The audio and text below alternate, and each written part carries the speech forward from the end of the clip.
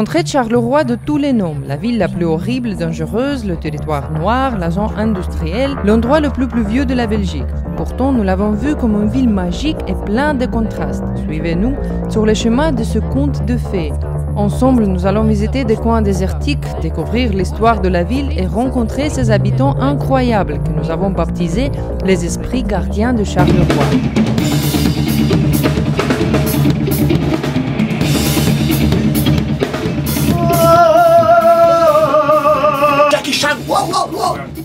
Il ne reste plus qu'à trouver un guide.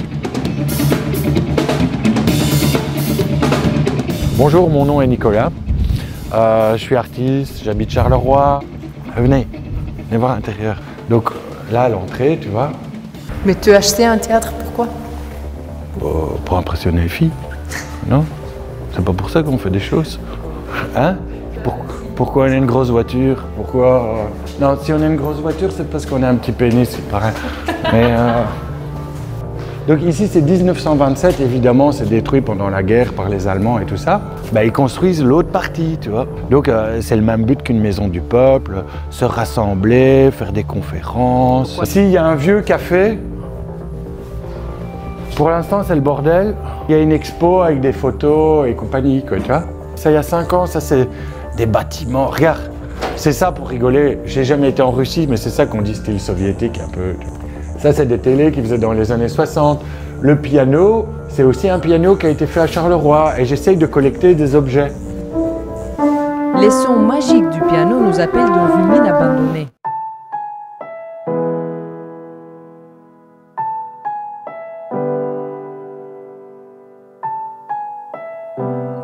Il y a toujours une belle lumière et tout ça. Il y avait une grosse industrie lourde, peut-être comme en Russie. Et les gens sont venus de tous les pays travailler chez nous, en Wallonie. Nous, on est déjà tous mixés. Moi, mon oncle, il est à moitié letton, à moitié allemand. Ma tante, elle est italienne. L'autre, elle est aussi autrichienne. Tout le monde vient de partout, parce que les gens venaient de partout en Europe et de partout en Belgique pour travailler à Charleroi. Au XVIIIe siècle, la ville devient un pôle industriel majeur, mais c'est au début du XIXe qu'elle atteint son apogée. Mais 1880 et tout ça, là, ils étaient déjà en haut de la courbe, comme la courbe Covid, là, tu vois. Parce que c'était un peu le Dubaï ou le Koweït de l'époque, puisqu'il y avait le charbon. Et maintenant, sur le site de la mine, pousse un cerisier sauvage. Je risque, non? Je peux devenir une grenouille? C'est délicieux. Tu vas avoir la chiasse maintenant. Ben toi, t'as peur de rien. Hein. Ce qui ne tue pas rend plus fort. Il y a une partie des bâtiments qui a été détruite, mais par exemple, de l'autre côté, tu vois qu'il y avait une petite gare, tu vois le chemin de fer. Là, il y avait aussi un terril. Il y avait une salle pour la chimie, pour faire des tests. Ils ont récupéré ça. Il y avait une salle avec des machines à coudre pour faire les sacs. Le puits de la mine, il était là, avec la structure qui dépassait du toit, là, tu vois. Et puis là, il y a des wagons, tu vois que ça fait tous des chemins. Et c'est comme pour trier et séparer le charbon. 3 industries qui ont défini l'économie jusqu'à la seconde moitié du XXe siècle. Verre, charbon, acier. La meilleure époque, c'est dans les années 30. Dans les années 30, ils avaient inventé un procédé dont ils vont détenir le monopole. Et 50% du verre plat dans le monde venait de Charleroi. Tu vois. Charbon fini en 83. Acier, il y a toujours un peu. Et le verre, il y a toujours un peu. Ça a l'air bien triste, mais comment c'est arrivé? Plongeons-nous dans le passé. La première mention écrite remonte au IXe siècle. C'est en 1666 que les Espagnols ont fondé cette ville fortifiée. Une date un peu louche, n'est-ce pas? Sans être superstitieuse, j'avoue que dans un conte de fées, chaque détail est important. Bon, 2 cerveaux valent mieux qu'un. Qu'est-ce que tout cela veut dire? Je vais demander à mon ami Stéphane. Bonjour Stéphane. Bonjour. C'est quoi ça? Eh bien, ça c'est la carte. Et si tu la regardes, tu comprends immédiatement pourquoi Charleroi a connu cet essor industriel. Pourquoi? Eh bien, le charbon, la zone, la forteresse qui permet de tout protéger et des voies d'eau qui permettent d'aller et venir avec des bateaux. Et qu'est-ce que tu penses de ce chiffre? Ah, ça! Oui, c'est vrai, je comprends, je vois ce que tu veux dire. C'est ça, si on fait ça, 666, la marque du diable. Est-ce que Charleroi serait frappé de la marque du diable? C'est ce qu'on va découvrir. La ville a été appelée Charleroi au nom du roi espagnol Charles II, âgé de 5 ans qui souffrait d'handicaps physiques et mentaux. Et ce nom s'est mis à apporter malchance. Le territoire noir a porté malheur à Napoléon. Il a mis les pieds ici et 2 jours plus tard a été battu à Waterloo. En 1886, il y avait ici la Jacquerie Wallon, les fameuses émeutes belges. Tu connais l'origine du mot sabotage? Vers 1880, quand il y a la première mécanisation, modernisation de l'industrie, il y a beaucoup de travailleurs dans le textile et tout ça qui se sont retrouvés au chômage. Et en France, à Lyon, ils prenaient leurs sabots et ils mettaient ça dans les machines. Ça cassait les machines. Sabotage. Depuis sa fondation, la ville a été constamment envahie. On se fait envahir par les Romains. Après, tu as les Vikings. Les Français, les Prussiens, tout le monde est venu se battre ici. C'est pas grave, hein, ça a toujours été comme ça. Je te dis, au départ, nous, on est des Celtes. Au départ, on est des Celtes. Mais ça serait intéressant dans 100 ans, ici, tout va être changé en Belgique. Les Belges font plus d'enfants. À Bruxelles, les Arabes, ils en font 15.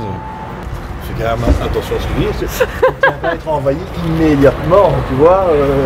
J'aimerais bien terminer mon sandwich.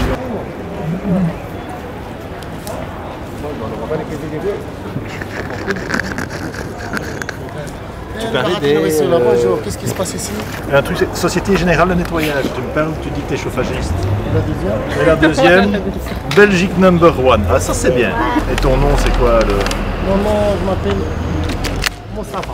Moustapha. Un mot, un geste, Moustapha fait le reste. Ah, bah la classe. Et voilà, je te caresse. Pardon? Je te caresse. Il me caresse? Au cours de la Première Guerre mondiale, les usines ont été détruites. Durant la Seconde, elles ont servi aux Allemands. Ça, c'est la blague qu'on fait quand on est avec les Allemands. Oui. On dit, ils vous ont reconnu. Ils vous ont reconnu. Ici, il y a 2 courants. Il y a des gens qui disent que c'est les Russes qui ont gagné la guerre, Deuxième Guerre mondiale. Il y a des gens... Nous, évidemment, on a baigné dans la propagande américaine, mais quand même, quand tu vois le nombre de Russes qui sont morts, le ratio russe pour allemand, on aime bien les Russes. Bon, moi, j'ai jamais eu l'image en tant que Belge du mauvais Russe ou du... Non, en général, on aime bien. On aime bien. Et ça veut dire? Je t'aime. Je te dis Russie, qu'est-ce qui te vient en tête? Poutine. Voilà, ok. Pushkas. Pushkas. Ouais, c'est pas Pushkin. Pushkin. Le café Pushkin. C'est pas le café, c'est l'écriteur. C'est le? L'écriteur. Poète. Ah, le poète, mais il y a un café Pushkin aussi. Oui, mais... Parce qu'il y a une chanson. il était poète. Ah ouais, écoute, on est belge aussi. Hein. Sharapova. Sharapova, oui, c'est bon. Et après, il y a quoi? Il y a Moscou, il y a Zénith, il y a Locomotive. Locomotive, ouais. Je connais rien de la Russie, je sais qu'il y a des jolies femmes. Et qu'elles mangent du caviar. Mange du caviar. Mais elles sont chères. Les Russes, elles sont chères. Ils veulent toujours des sous. Des diamants et tout ça, alors moi je comprends pas. Vous connaissez quelque chose en russe? Oh non, Aucun qui connaît. moi je connais. Vodka, moi je connais vodka. Elle a dit couscous. C'est une émission Vous russe? parlez russe? D'où êtes-vous? Ah, c'est ma petite sœur. Vas-y, explique-leur, petite sœur, explique-leur. Je suis ukrainien. Super. Et vous? Nous sommes de Moscou. Ah, ma mère est ukrainienne, mon père est russe. Parce que moi, la Russie, j'ai envie de voir Vladimir Poutine. Seulement lui ou... Ouais, juste je vois Vladimir. Parce qu'il a le truc. Ouais, il a le charisme, tu vois ce que je veux dire. Vous avez le meilleur président de l'Europe. Ouais, il est top, hein. Moi, pour moi, ouais. Ah, mais il n'y a pas beaucoup de morts en Russie. Moi, c'est... Ah bah viens. T'es fou, toi, pour qui? Tu n'as pas visité la Russie? Non, j'ai pas encore osé. Osé? Après le reportage, tu pourras peut-être visiter. Mais avec un ami, on veut faire l'Orient Express. Enfin, pas le... C'est le Transsibérien. Le Transsibérien. Voilà, Tu les vois, deux voilà. Belges qui veulent faire ça. Blague à part, revenons à l'histoire moderne de la ville, aux années 80 du XXe siècle. Charleroi, c'est le musée de la globalisation. Tout a commencé ici petit, a fusionné, a acquis une certaine taille, et parfois n'a pas résisté et a été revendu ou déplacé. On appelle ça le syndrome de la 4e génération. Le premier bâtit, le deuxième grossit, le troisième maintient, le quatrième il... Tu vois. Et ça correspond aux années 70-80 avec la globalisation. Ils préféraient vendre et c'est ça que la production est comme partie en Chine ou dans les pays émergents. Et à l'intérieur du centre-ville, on parle de 35 000 habitants pour désormais 12 000. Les magasins sont fermés ou qu'il y a moins de gens. Tu passes d'une ville qui travaille à du 200%. Mais ça ici, regarde, ça c'est le sentiment d'insécurité. Tu vois que des façades marquées à vendre. Oui, mais c'est le propre. centre. Ouais, c'est le centre. Je pense que c'est plutôt ça le côté moche, pas moche. Mais vous allez voir, hein, c'est une ville en fait très contrastée. En général, les gens disent qu'à Charleroi, on est des baraquis. Des baraquis, c'est white trash, redneck ou des trucs comme ça. Et donc ici, tu as la plus grosse librairie de Wallonie. Donc ça veut dire que les baraquis lisent des livres quand même. Et non seulement ils les lisent, mais aussi ils les écrivent ou plutôt dessinent. Charleroi est la capitale de la bande dessinée. C'est quoi ça? Alors ça, c'est Spirou. Je ne sais pas si en Russie vous avez beaucoup de bandes dessinées, mais en Belgique c'est vraiment une institution. Il y a une très grande école de dessinateurs et il y a le créateur de Spirou qui a créé ce personnage et qui a fait un petit recueil, un petit livre qui paraissait, hein, dans lequel il y avait plein d'histoires et le personnage central c'était Spirou à qui il arrivait plein d'aventures. Et d'ailleurs on appelle... Au symbole de Charleroi? Il est le symbole un petit peu de Charleroi. On dit que les gens de Charleroi, ce sont des Spirou. Et c'est aussi passé dans le langage commun. Si tu as fait une petite bêtise, on dit hop, t'es un petit Spirou. Tu vois, Nastia, ça c'est le marsupilami. Et le marsupilami, il saute grâce à sa queue. Il bouge grâce à sa queue, ouais. Il fait tout grâce à sa queue. C'est un des personnages de BD aussi. Je vous présente Fafouille, le dernier des commerçants. Никак не придумаю, чем на хлеб заработать. Avant-hier, j'ai fait 20 € de caisse. Seulement? Ah. Oui. Ce qui me permet de vous offrir à boire, si vous voulez. Mais on va prendre une bière pour 6. La vie est géniale. Depuis qu'on a moins de clients, on a la paix. Parce que moi, je ne suis pas commerçant du tout. Hein. Moi aussi, je suis 40 ans de commerce, mais c'est fatigant, quoi, les clients. C'est dommage qu'il y ait les clients. Bon, ça s'appelle de l'absurdisme. Non, c'est le surréalisme belge. Le surréalisme belge, voilà. C'est juste, hein? Ah, je viens de faire une découverte. Regardez ce qu'on trouve quand on est bouquineux. Ça, c'est la revue de surréalisme belge de 1929. Et derrière, vous avez une publicité de Magritte qui va me permettre de manger 3 tartines la semaine prochaine. Dans ma deuxième vie, je fais de la reconstitution historique en soldat de Napoléon. Un authentique soldat de Napoléon. En fait, lui, il est photographié par tout le monde. Et on est allé à Austerlitz. Et on a rencontré des soldats russes qui font la même chose que nous, mais en uniforme russe. Et c'était des mecs super sympas. Je suis content que ça vous fasse rire. Voilà, bon ben... Ah là, vous avez un bon public. Hein.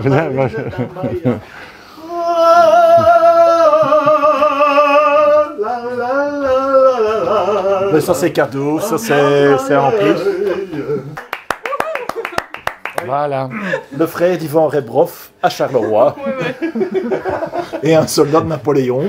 En fait, on aura tout eu. On a c'est tout. pas mal, hein? Attends, lui, il va être génial avec ça.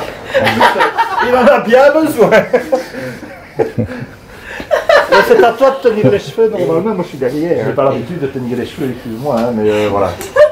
Bon, j'avais dit qu'en Belgique, il y avait des gens formidables, passionnants, agréables. La preuve. Le château, c'est bien, mais il est temps de sortir de la forteresse. 1976, ils vont construire le ring. Et vous allez voir, c'est comme une forteresse psychologique. Là, tu vas voir qu'ils ont coupé les escaliers parce que les junkies allaient dans les escaliers, donc ils ont coupé les escaliers. Mais historiquement, j'aimais bien, quand je prenais ce parcours, je passais au travers, je passais sous le pont, et puis je descendais. Et ça donnait l'impression qu'on sortait du château fort, puisque là, tu vois le mur, et là, tu as le pont-levis avec la porte et tout ça, quoi. Regarde, ça c'est quand même toute cette structure aérienne, c'est quand même pas beau, hein. Faut être honnête. Il y a un grand problème de propreté, parce qu'il y a beaucoup de déchets clandestins et des trucs comme ça. Mais en fait, ici en Wallonie, les parcs à conteneurs et tout ça, c'est gratuit. Il faut juste montrer sa carte d'identité. Donc il y a beaucoup de petits voilà, il y a beaucoup d'entrepreneurs un peu clandestins. Et soit ils ne savent pas qu'il y a des parcs à conteneurs, soit ils n'ont pas la carte d'identité. Alors tu retrouves des déchets partout et tout ça, quoi, tu vois. Il y en a des poubelles, bien sûr, mais elles débordent toutes.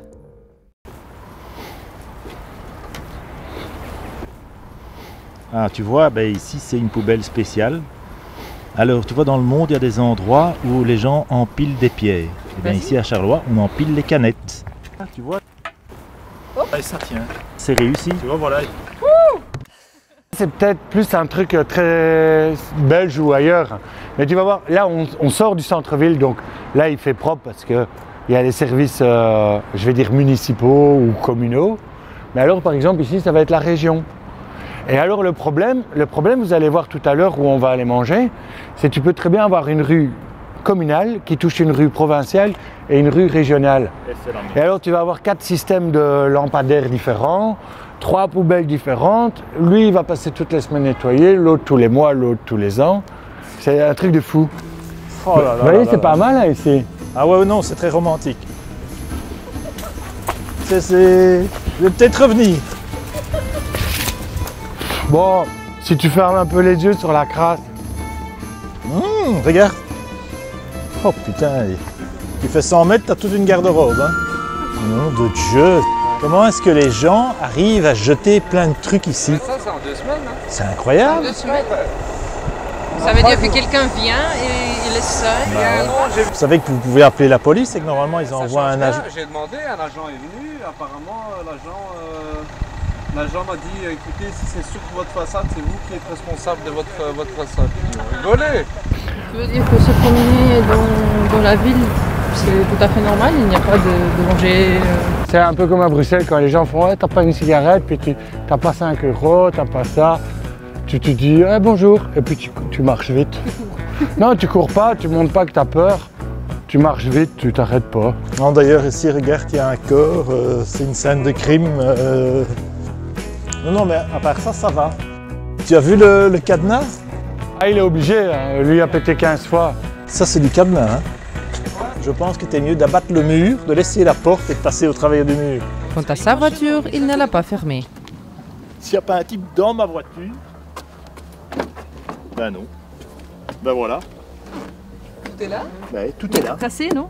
Non, tout est là. Tu as oublié de fermer? J'avais oublié de fermer cette fenêtre. À Charleroi? À Charleroi. Voilà, j'ai tout. C'est pas J'ai vrai. tout. Donc voilà, merci Charleroi. Pouf! Merci. Donc tu vois que tout est possible. C'est la première fois qu'il y en a un qui laisse sa voiture assez ouverte en premier. Dis, il y a des passages piétons à Charleroi? Ah, là. Qu'est-ce que c'est que ça? Ici, tu as le château de Cartier. C'est la famille de Marguerite Yourcenar, une écrivain française née en Belgique. C'est la première femme à l'Académie française. Comme c'est une ville avec 15 villes et villages, presque chacun avait sa piscine. Et comme il y a 1/5 de la population qui est partie, et en plus les riches, bah... Ça fonctionne pas. Non. Il n'y a pas longtemps, il y a peut-être seulement 5-10 ans. Avant, quand les usines fonctionnaient, il fallait tout transporter par bateau. C'est l'église pour les gens qui ont des bateaux, les bateliers. Il y a de temps en temps un mariage encore, des communions. Ce qui est marrant, c'est que quand on est ici, enfin, toi tu vas mieux nous l'expliquer, mais c'est que l'usine. Ouais. Charleroi, C'est pas une ville, c'est une conurbation. Donc un ensemble de villages entre lesquels les usines ont poussé et ça a créé une agglomération puisque ça a rassemblé tout ça. Regarde, ils sont tellement inspirés par les usines que même les bureaux ressemblent à des usines. Ah oui, tu vois? Faites du sport, hein? oui, vas-y. Davai. À Charleroi, il y a une quinzaine de terrils et il est facile de se perdre. Bah oui. On peut essayer par là. Viens. Le moyen le plus sûr, c'est de demander le chemin à la police locale. Ces gars le connaissent certainement. Je vais te montrer qu'en Belgique, même les flics sont sympas. Tous les flics sont sympas. Regarde la preuve. Vous prenez la rue piétonne là-bas, et tombez dedans. Souriez, vous êtes filmés. Tant mieux. En fait, l'industrie en Wallonie, c'est un peu une industrie du 19e, c'est un peu une industrie début 20e. Ça sent encore les colonies, ça sent encore une époque un peu particulière. J'ai un ami, il m'a expliqué, parce que lui, il a arrêté de travailler dans les usines dans les années 80, mais dans les années 80, c'était comme au 19e, le fer arrivait, il devait prendre ça presque à la main. Il y avait des accidents, une fois son chef a eu la tête écrasée entre une machine et le mur, et son œil est parti, ils ont joué comme ça avec son œil. Les gens étaient ils étaient tous alcooliques parce que dans les aciéries, il faisait super chaud. Alors, les meilleurs clients des brasseries, c'était les aciéries. Les gens buvaient en permanence. Donc ça, c'est le haut fourneau. Donc, il y a des gens qui parlent qu'il y avait une vingtaine de hauts fourneaux sur Charleroi, une cinquantaine en Wallonie. Donc c'est là où on va venir avec le minerai de fer, hein, qu'on va mélanger avec le coq. Le coq, il va amener l'énergie et le carbone, et de là va couler la fonte. Après, on va raffiner ça va donner de l'acier et compagnie. Mais ça marche pas. Non, depuis 2008 et vraiment à l'arrêt 2012. Et c'est ça qui est dommage, parce que s'il y a Brexit, si les Anglais partent, donc c'est eux à la base de la révolution industrielle, mais sans les Anglais en Europe, c'est ici que ça a démarré. Donc, on pourrait presque avoir des subsides européens pour mettre en valeur les plus vieux sites européens où la sidérurgie a démarré. Mais bon, ça dit à Luxembourg, dans l'est de la France, dans le sud de l'Allemagne, on est déjà cerné, hein, tu vois ce que je veux dire. Qu'est-ce qu'ils vont faire avec ça? Ils aimeraient bien, ils rêvent de le préserver pour faire soit un musée, soit un monument, soit l'incorporer dans le nouveau parc économique et tout ça, quoi, tu vois. De l'autre côté de la ville, il y a une entreprise qui s'appelle Comet, qui a comme le brevet pour recycler 97% d'une voiture. Ils ont développé ça. Ouais. Alors moi, je pensais que c'était les batteries ou quoi. Qu'est-ce qui n'arrive pas à recycler? Les tissus et les mousses des fauteuils. Quand tu vas porter ta voiture à la mitraille, on te donne à peu près 13 cents de la tonne. 13 cents du kilo, donc 130 € la tonne. Donc ça correspond à 40 camions par exemple, tu vois. Je pense qu'ils travaillent plus le samedi et le week-end parce que l'électricité est moins chère. C'est très marrant parce que là tu vois même les flammes dans l'interstice. Un peu plus loin on verra mieux, donc c'est un four électrique. Donc le bateau arrive avec sa mitraille, il charge ça dans une casserole qui va sous une électrode et par induction il fonde le bazar. Il y a un type là en haut dans la machine. Ouais. Et alors je pensais qu'il avait un filtre, et en fait il n'y a pas de filtre et il fait des chiffres de 12 heures. T'entends du bruit, t'entends les molécules qui explosent et tout ça. Et à la fin ils font genre 17 sortes de câbles à béton. On est en pleine ville, voilà. Et l'usine est là. Je ne sais pas s'il y a beaucoup de villes dans le monde qui ont ce genre de truc. À Donetsk. Tu penses? C'est la même chose. Juste pour dire que Charleroi est jumelé avec Donetsk. Donc ici, il y a quoi, 250 personnes qui travaillent, là il y en a 1000, et là il doit en avoir 400. Mais les nostalgiques vont parler de 35 000 personnes qui travaillaient il y a peut-être 50 ans dans l'acierie. Mais les habitants de Charleroi, appelés les Carolorégiens, ne se désespèrent jamais.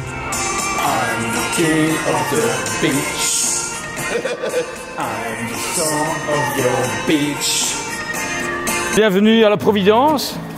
La Providence, qu'est-ce que c'est? C'est une usine, une des premières usines sidérurgiques du bassin Carolo, fondée en 1832. On va prendre ça parce qu'on ne sait jamais si on trouve quelque chose là pourtant. Et donc, l'usine est née en 1832, elle a été très florissante.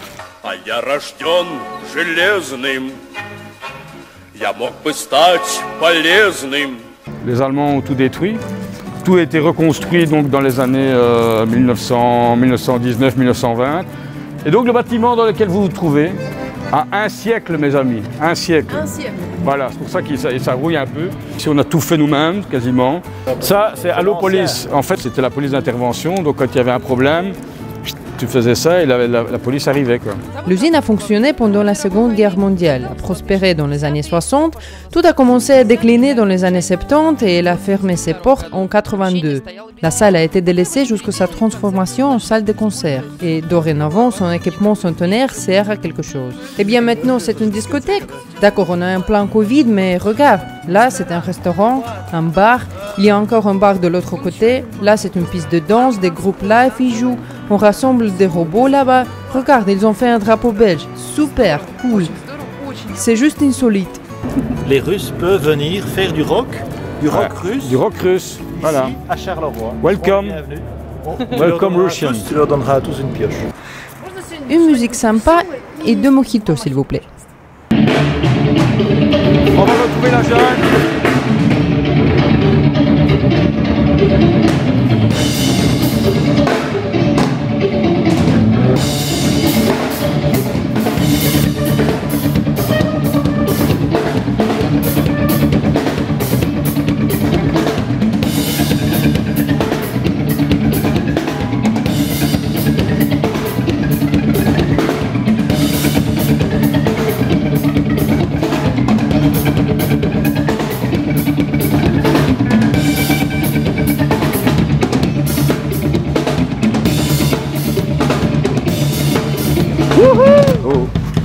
rentre du boulot. La la la la la la la la la la la la la la la. On va à la rivière.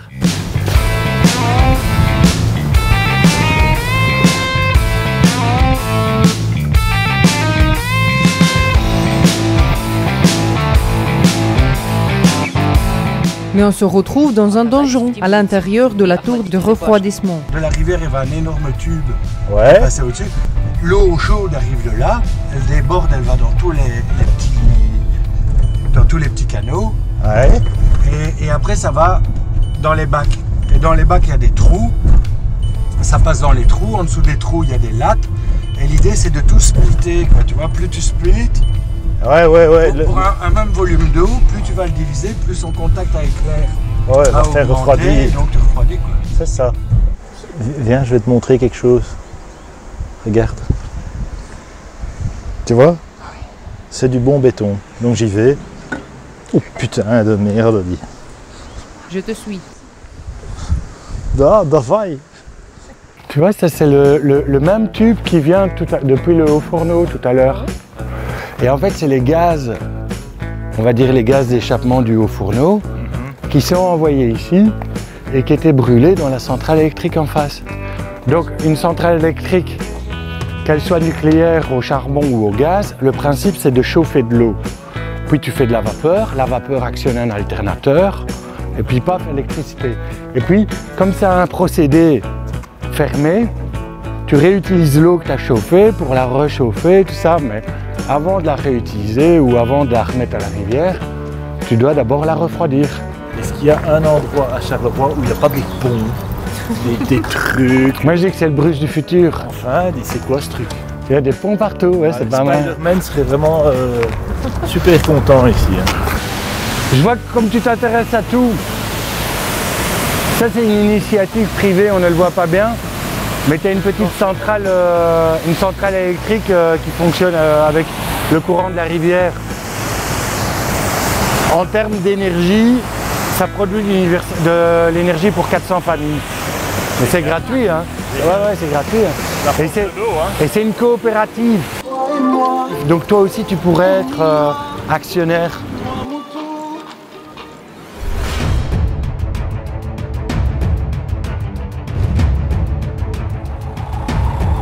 Eh bien maintenant, on va découvrir un site absolument fantastique qui est une ancienne carrière.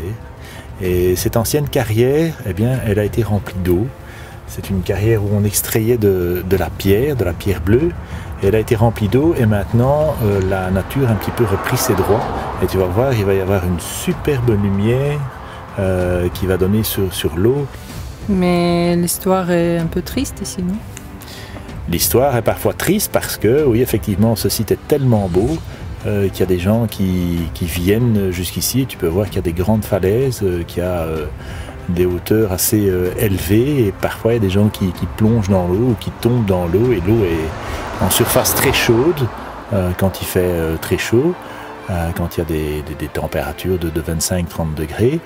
Et quand tu plonges dans l'eau de très haut, ben, tu peux aller très bas dans l'eau et là ben, tu tombes dans une autre couche d'eau qui est beaucoup plus froide et tu as un choc thermique parce que ben, en bas, l'eau elle est à peut-être 5, 6, 7 degrés, peut-être 10 degrés, mais il y a une telle différence entre la couche supérieure de l'eau qui est chaude et la couche inférieure que oui, tu as un choc thermique et tu fais un malaise et il y a des gens qui sont morts ici encore récemment.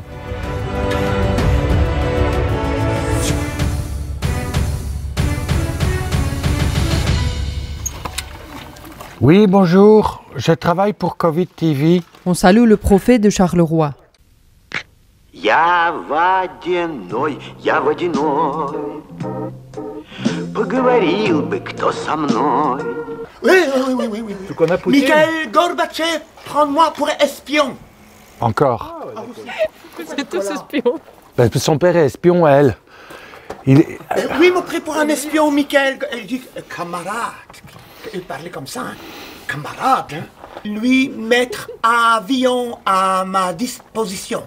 Mikhail Gorbatchev demandait si vous venir au Kremlin. Moi, faire prévision future. Faire Troisième Guerre mondiale et tout. Hein. l'armée. Ça a déjà commencé ou pas encore? Non, non, Troisième Guerre mondiale, dans mes prophéties, j'ai pas. Mais c'est moi qui ai dû faire stopper le téléphone rouge. Hein. On m'a même dit que j'étais un type très dangereux. Oh. Pour revenir après. D'abord visite. D'abord visite, métro. Il a l'accent russe. Moi, ça doit rentrer. Ah, d'abord rentrer, tu es russe? Vous avez nettoyé ici? Ouais,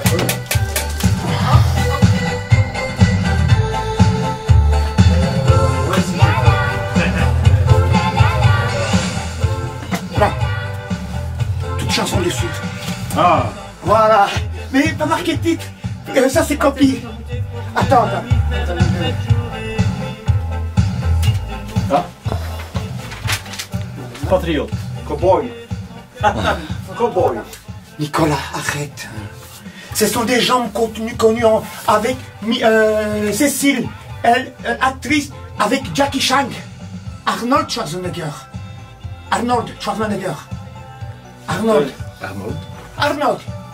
Oui, hein. Ah. Arnold Schwarzenegger. Ah. Ok, là. Actrice. Arnold Schwarzenegger, Jackie Chan. Wow. Elle jouait faire movie, film avec elle et tout. Et elle fait chanson. Le tour du monde. Nous revenir d'abord. Ouais. Va leur montrer maintenant. Je vais leur montrer. Non, montre parce que j'ai peur.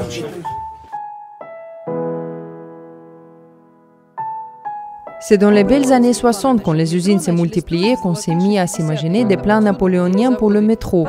Puis il y a eu une crise énergétique et enfin dans les années 80, la 5e ligne a été enterrée par la division de la Belgique en Wallonie et Flandre. Il n'y avait pas d'argent dans le budget régional pour sa construction. Des structures géantes en béton n'ont jamais été mises en service, mais les 3 et 7 km de voies servent toujours à former les conducteurs du métro. 7 à 8 fois par an, ils sont balayés. Les déchets sont régulièrement retirés des stations. Au cours d'un été 2015, jusqu'à 48 tonnes ont été enlevées.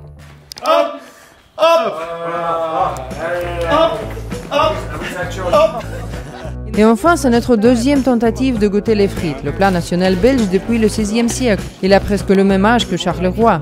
Le pomme de terre impressionnait Shakespeare, a eu des poèmes et des chansons en son honneur. Les Belges ont même ouvert un musée de son nom, pas ici mais à Bruges. C'est logique, ils l'ont inventé et ils la savent. Selon la légende, dans un hiver très froid, les pêcheurs sont revenus les mains vides et leurs femmes ont coupé des pommes de terre et les ont cuisinées au lieu du poisson. Et puis, pendant la Première Guerre mondiale, les Américains ont eu droit à ce plat. Ceux-là, sans se soucier de détails, l'ont baptisé French fries, des frites françaises, vu qu'ici la population parlait français, bien qu'en réalité ce soit belge. Si je fais ça, peut-être que j'arriverai juste sur gastronomie. Parce que la Russie n'est jamais loin. Racontez tes sentiments. Mes sentiments, c'est que ça, c'est des vraies frites. Belge. Des vraies frites belges. Quelle est la différence entre les vraies frites et pas vraiment les frites? Ben ça, c'est des frites belges mangées en Belgique, dans ce qu'on appelle un frite-cote. C'est le paquet de frites, tu vois, comme ça, comme on n'en trouve presque plus. Et ça c'est génial parce que autrement c'est toujours des petites barquettes en plastique et tout ça et la graisse reste dedans. Et ici, ben, pourquoi est-ce que c'est comme ça? Parce que la graisse est absorbée par le papier, tu vois, et tes frites sont pas grasses. Et donc ça c'est super important. Et quand tu vois, regarde, ta frite elle est sèche, elle est chaude évidemment. Et quand tu la manges elle est délicieuse. Ça c'est la technique russe, elle mange tout. La technique belge, une frite ça se déguste. Technique d'un journaliste. Manger très vite et commencer à travailler. Oh, continuez. C'est ça. Après une telle balade surréaliste, on avait plus de force. Nous nous sommes installés sur un air de jeu pour étanger notre soif avec une boisson très belge. Charleroi, avec ses esprits gardiens, est une vraie ville de contraste.